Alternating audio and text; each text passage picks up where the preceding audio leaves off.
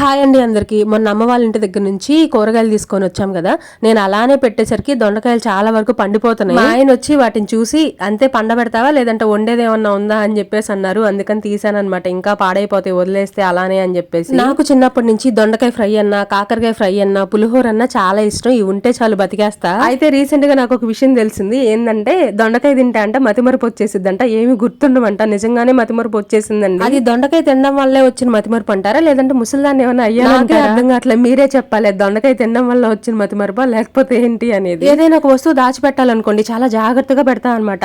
మళ్ళీ నాకు ఎప్పుడైనా అవసరం అయితే గుర్తు పెట్టుకుని మరీ తీసుకోవాలని అనుకుంటాను, కానీ అదేంటో తీసుకోవాలి అనుకున్న టైంకి అస్సలు గుర్తుండదు. ఎంత జాగ్రత్తగా అయితే పెడతానో అంతే ఈజీగా మర్చిపోతూ ఉంటా. నాలాంటి జబ్బు మీలో ఎవరికన్నా ఉంటే కామెంట్ చేయండి. మేము కూడా ఇలాగే మర్చిపోతూ ఉంటామని. ఒక్క రెసిపీ చెప్పలేదు ఏంటి అంటే, చాలా సార్లు మన వీడియోస్ లో షేర్ చేశానండి దొండకాయ ఫ్రై ఎలా చేసుకోవాలి అనేది, అందుకనే చెప్పలేదు. మన వీడియోస్ నచ్చితే లైక్ చేయొచ్చు కదా.